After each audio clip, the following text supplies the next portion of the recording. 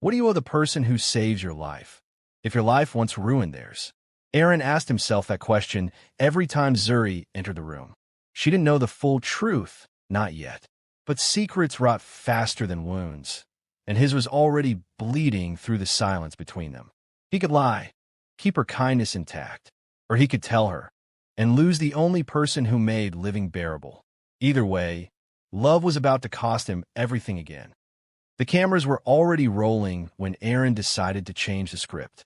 Not by accident, not in panic, by impulse. A small, dangerous impulse that felt like truth clawing through rehearsed lines. He stood under heat-white lights, answering the final question of the broadcast. The host smiled, the audience murmured, and the word accountability floated between them like a blade. He was supposed to pivot, mention transparency, spin failure into promise. Instead, his voice caught. "We failed," he said. The silence that followed was sharp enough to taste. Someone off-camera cursed. A producer's voice cracked in his earpiece. Rap, rap, rap, but he didn't. "We built something we didn't understand," he continued, quieter, "and we told ourselves it was progress." For a heartbeat, the room froze, and in that pause, he almost looked human. Then the lights shifted blue, a sign the feed had been cut. Or maybe it hadn't. No one was sure. Within minutes, every network had the clip. 1,000 edits, captions, reaction videos, analysis loops. The algorithms he'd helped design made sure of it.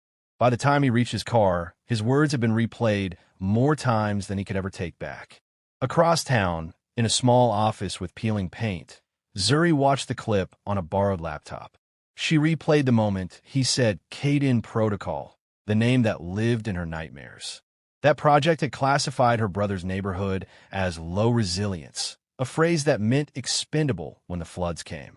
Her fingers hovered over the pause key. His voice, even compressed through tinny speakers, made her chest tighten. It wasn't the sound of remorse she heard. It was calculation.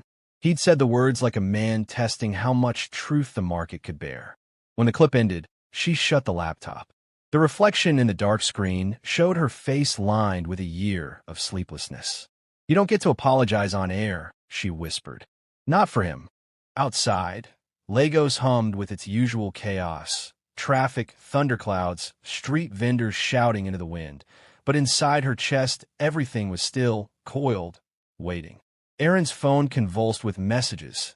Investors, lawyers, publicists, the board's emergency PR team.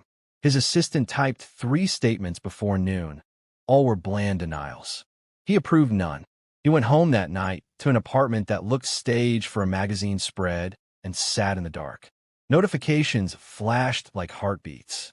The city skyline blinked at him through glass. He thought of the engineers he'd silenced when they'd raised concerns.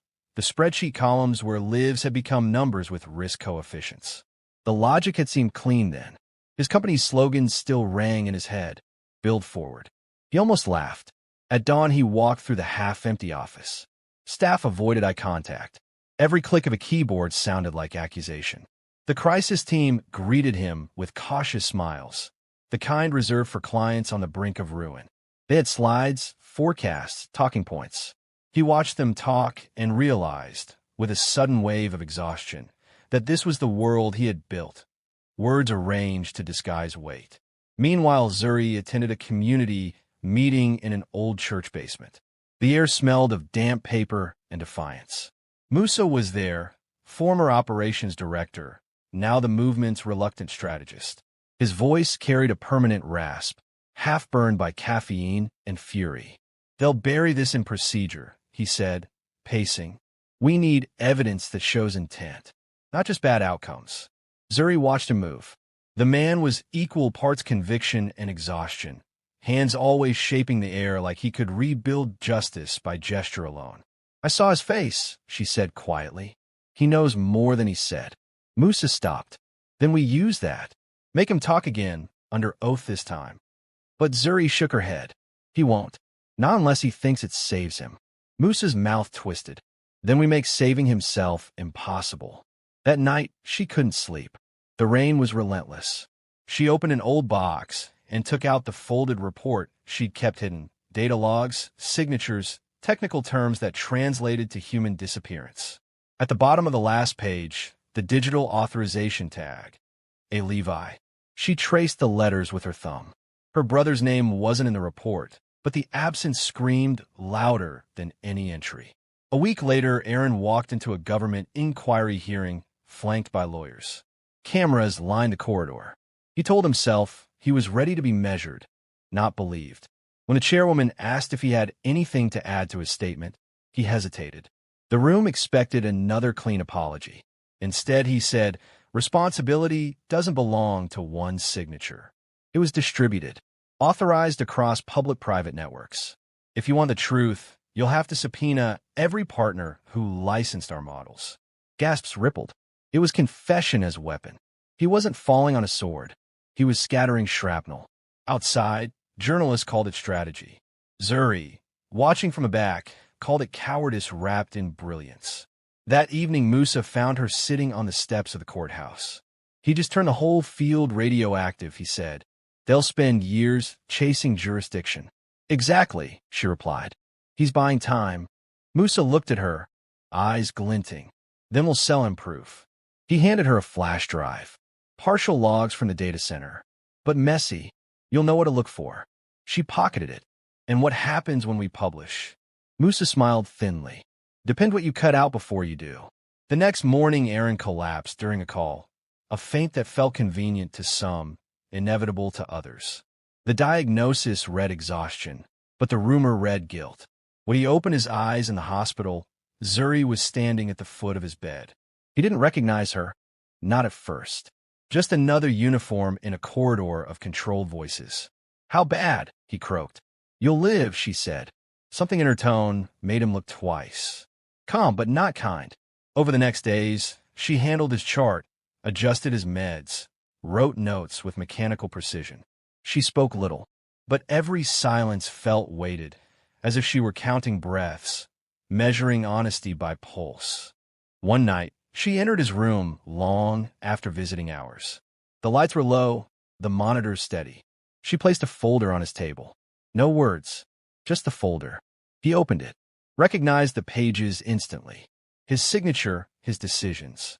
The algorithm's cutoffs. He looked up, throat dry. Where did you? Her voice sliced through his. Did you ever read the downstream reports? The relocation numbers? You called them non-priority zones. That's people. He swallowed. I thought. She cut him off again. You didn't think. You calculated. For the first time since the broadcast, he couldn't find language. His body felt too heavy for lies. She watched him, expression unreadable. You'll tell them what these documents mean. On record, and not as performance. Then she turned and left. When the door clicked shut, he exhaled a sound closer to a sob than breath. Aaron didn't sleep. The documents she'd left sat on his chest like a weight. The fluorescent hum above him felt louder than his pulse. He read his own signature again and again until the ink blurred. When a nurse came in at dawn to check vitals, the folder was gone. He had slid it beneath the mattress, as though hiding the paper could mute its proof. That day, the news turned brutal. Someone had leaked partial data from the Caden servers, fragments of internal memos, misdated logs, unverified graphs. Enough to ignite outrage, but not enough to clarify anything. Aaron watched the coverage from his hospital bed. Reporters used words like monstrous and systemic cruelty. The leak wasn't random, it was curated. Someone wanted a specific reaction. Musa. It had his fingerprints, precision disguised as chaos. Hours later, Zuri found herself cornered in the staff lounge by a colleague whispering about the nurse who knew the man on TV. The rumor mill was efficient. Compassion had become contamination. She left her shift early, heart pounding, unsure whether the folder had ever left the hospital. When she got home, her phone buzzed. A message from Musa. Meet me at the tower. Bring nothing you can't lose. She hesitated, then went. The tower was half abandoned, one of those glass offices left to pigeons after the last tech collapse. Musa stood near the window, laptop open, cables trailing like veins. The glow from the screen lit his face, tired, determined, almost holy. I release enough to make them bleed, he said before she spoke. Not enough to identify sources. She folded her arms. You turned pain into spectacle. He smiled faintly. Spectacle gets funding. You sound like him, she said. That stung. No, he replied quietly. He built systems to erase people. I build noise so people can't be erased. She stepped closer, lowering her voice. You edited the logs, didn't you? Took out the state contracts. You're protecting someone. Moose's eyes flickered. If I'd included everything, they'd shut us down. The state pays for reform now. You want the truth, or you want results? Her silence was an answer neither of them liked. Outside, thunder rolled low over the city. Musa unplugged the laptop, slipped it into a bag, and turned to her. We're all compromised, Zuri. Some of us just admit it out loud. When she got home that night, the city felt heavier. She stared at the folder she'd taken back from Aaron's room, still unopened since he'd touched it. She thought about her brother, about the spaces bureaucracies create between names and consequences. She thought about Aaron's face when he saw the documents. I didn't deny, didn't plead, just folded it on himself like paper. Her anger, once clean, now felt contaminated with pity. Meanwhile, Aaron signed himself out of the hospital. No cameras, no statements. He left through the service elevator. For the first time in his career, he walked into a world that no longer needed his explanations. He rented a single room above an auto shop on the outskirts of the city, traded suits for plain shirts, and disconnected his assistant's number. The air there smelled like oil and honest work. He told himself he needed quiet to think, but silence had teeth. Each night, he replayed the hearing in his mind. The speech that was supposed to save him now felt like confession without comprehension. He'd given them fragments of the truth and thought it was enough.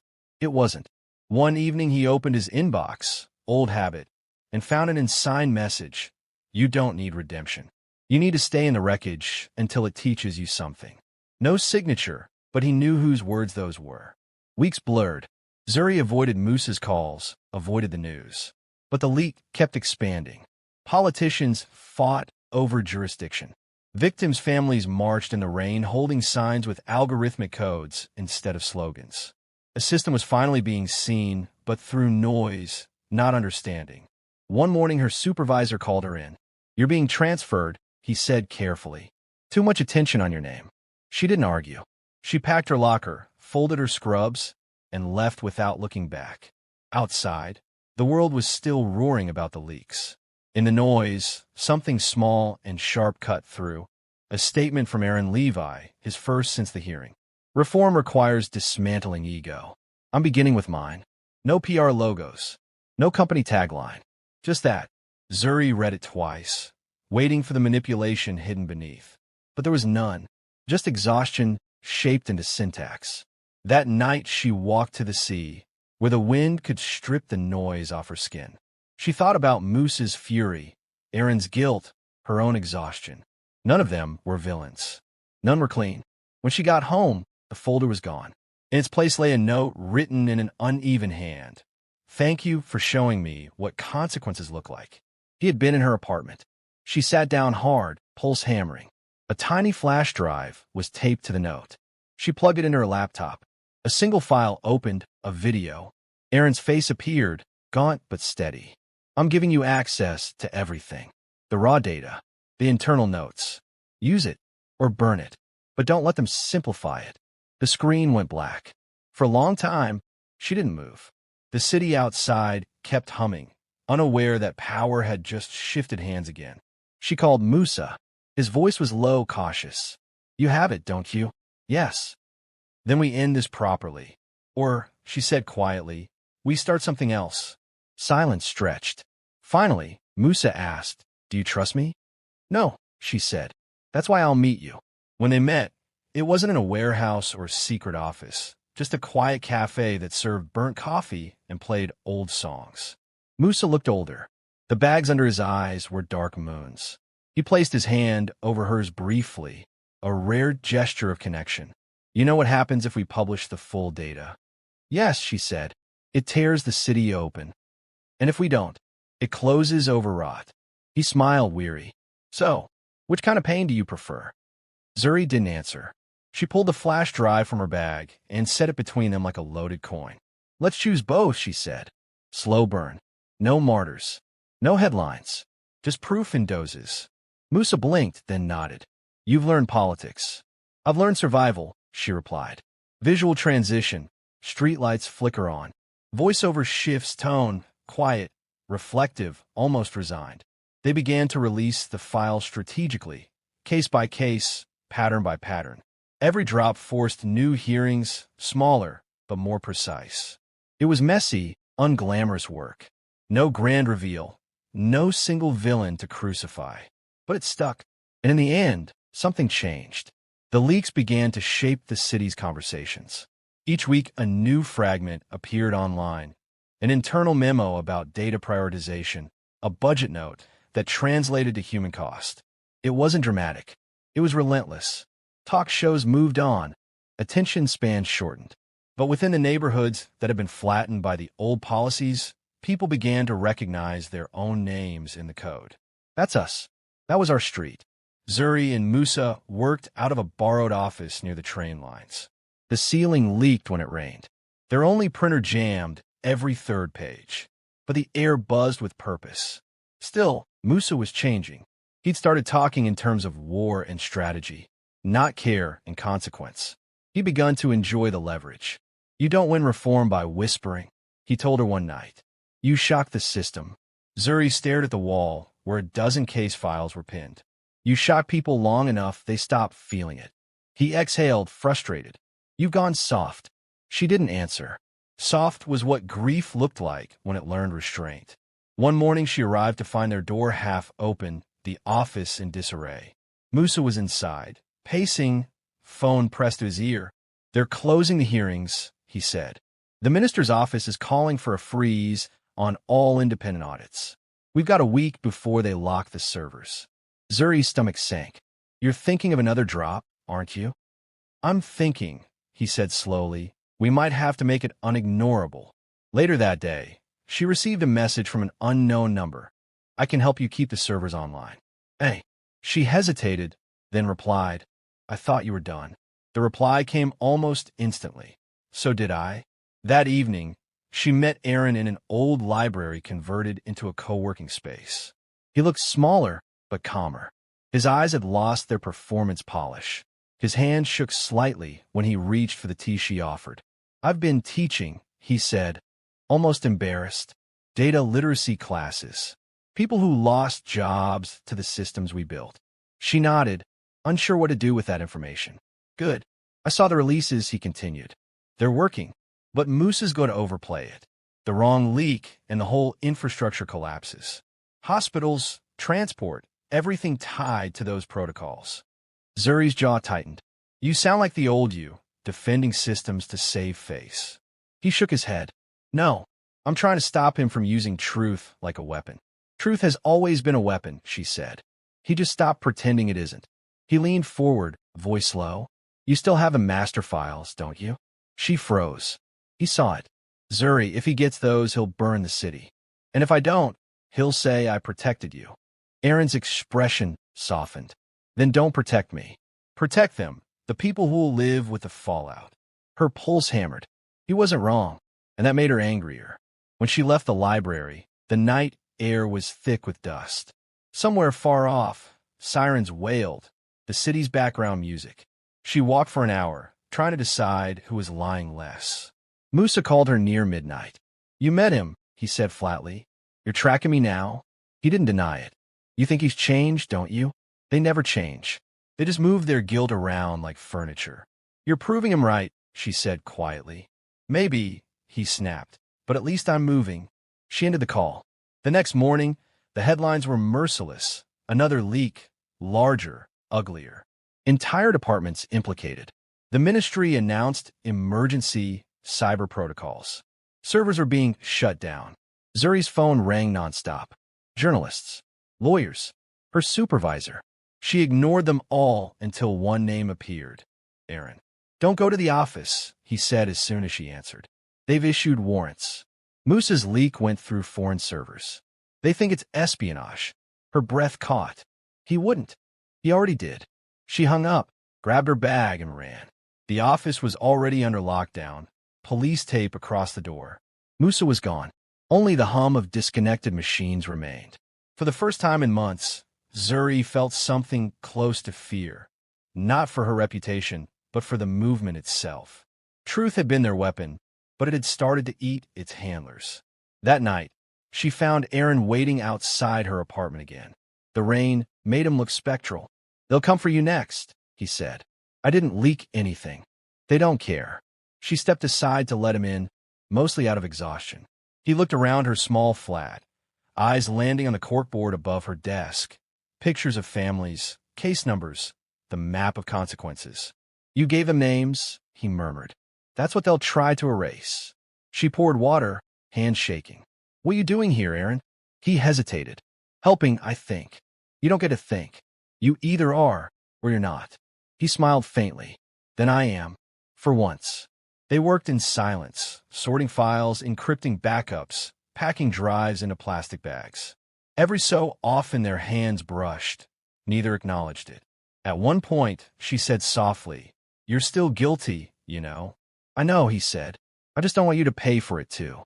When dawn came, they were both still awake. The light turned the room pale and unreal. Outside, the first vans pulled up, the data investigation unit, armed with paperwork and indifference. Aaron looked at her. "Time to go." She shook her head. "No more running." He studied her, then nodded slowly. "Then I'll stay too." As officers knocked, she realized how strange it was. How this man, once an emblem of corporate arrogance, was now just another body caught in the same web. They opened the door together. The officers didn't arrest them. Not yet. They searched, cataloged, and confiscated. One found the corkboard, frowned, and asked, "You collect tragedies?" Zuri said no. "I collect proof." He didn't understand. Most people didn't. By the time they left, the apartment fell hollow. The silence afterward was too large to fit inside her ribs. Aaron stood by the window. "They'll blame you. They'll forget me." She turned to him. "Then help me make forgetting harder." He nodded once. "Tell me what to do." She exhaled, steadying herself. "You're going to testify again. But this time, not in court. Community stream. Local channel. No lawyers. Just people." He blinked. "They'll twist every word." "They already have," she said. "So say something they can't package." He stared at her, then smiled. A small, unsteady thing. "You really think anyone's still listening?" She looked out the window at the waking city. Someone always is. Visual cue, dawn spilling into chaos. The sound of a distant crowd builds as if from static. That evening, the stream went live. No banners, no production. Just a small camera and 2 chairs. Zuri asked the questions. Aaron answered them. Without spin, without saving himself. He didn't beg for forgiveness. He described exactly how the system worked, how cost-benefit logic became cruel. He named the others, the policies, the lazy justifications. Viewers joined in silence. Comments scrolled, not angry but stunned. When it ended, he said one last line. "If you build systems without compassion, they'll eventually come for you too." Zuri stopped the recording. Neither spoke. Outside, thunder cracked. The power flickered, and then the stream disappeared from every major platform. Censored. She stared at the blank screen. "They pulled it." He nodded. "I expected that. But people saw it. Enough," he said. "Enough to matter." The stream spread in fragments. Screen recordings. Subtitled edits. Grainy re-uploads. The platforms tried to scrub it, but the words had already migrated through group chats, classroom projectors, community halls. It wasn't viral. It was stubborn. Musa saw it from wherever he was hiding. His message arrived 3 days later, sent from an encrypted account. "You did the wrong thing. I'll buy you time. Keep it small. Keep it alive." Then silence. The investigations continued, but their heat started to fade. The ministry rebranded committees. The media pivoted to new scandals. Outrage is a short-season crop. What stayed were the people, teachers, volunteers, mothers who kept printing transcripts of stream to teach in night schools. Aaron and Zuri didn't see each other for weeks. He went back to teaching small workshops, places without microphones. She took a position at a local data justice lab, the same one they had once nearly destroyed. It was different now. Smaller budget, bigger purpose. The work was slow.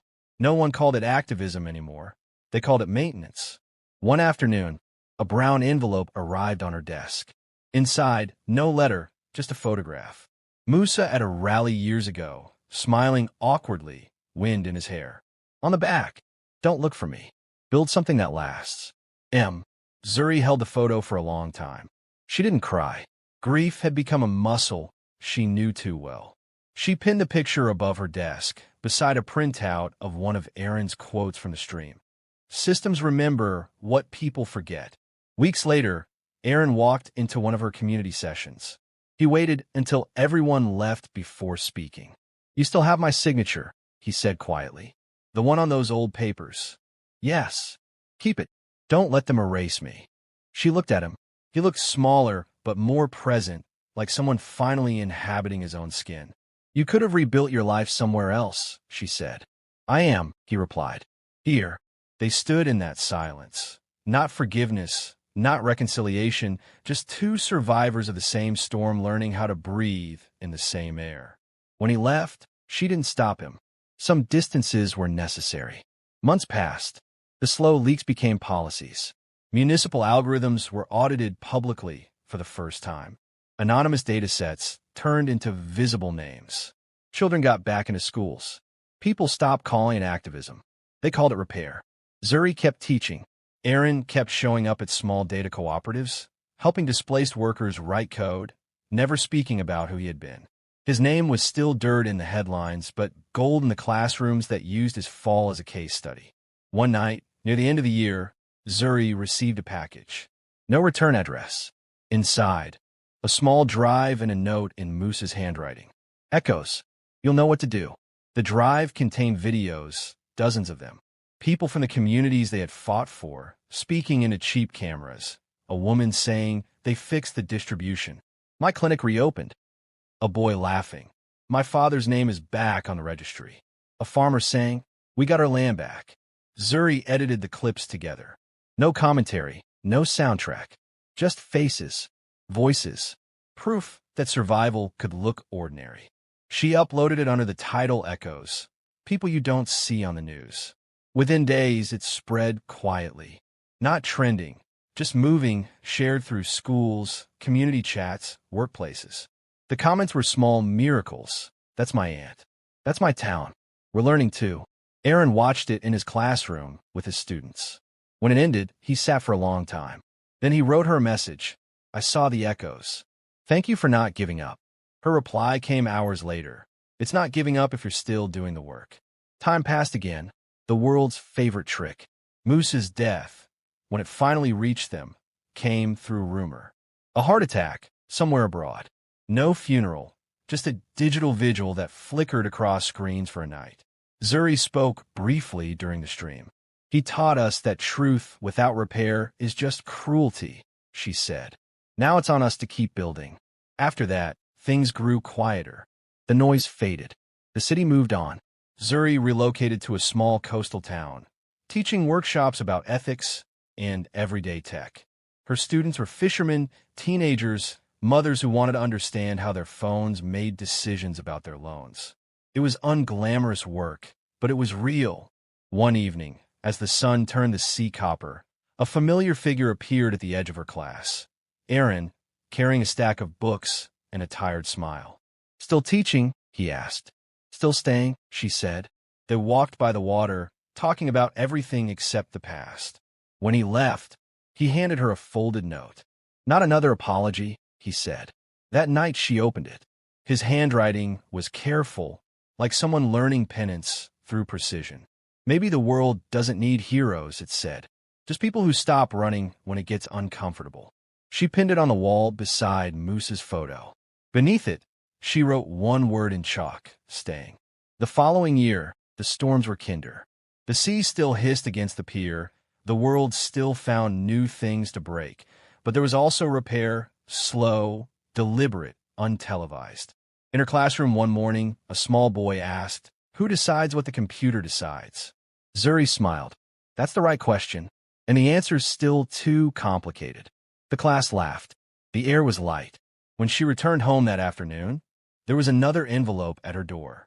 Inside, a photo of the community's first student coding team, a few of Erin's volunteers among them, holding a banner that read Human First. On the back, a message in her handwriting, one she didn't remember writing but knew she had meant all along. Forgiveness is maintenance. Keep it running. She sat by the window, watching the tide shift under a sky that couldn't decide on color. The kettle whistled in the background, steady as breath. Somewhere out there, Erin was teaching. Moose's archives were being digitized. The reforms had turned into laws. And in her classroom, new voices were learning how to ask better questions than she ever could. The world hadn't healed, but it was listening. If this story made you stop for a moment, don't let it end here. Subscribe for more stories that live between guilt and grace, that ask what we owe to one another when the headlines fade. Leave a comment. What does staying mean to you? And if the quiet parts spoke loudest, like the video, it helps these small truths travel further than outrage ever will.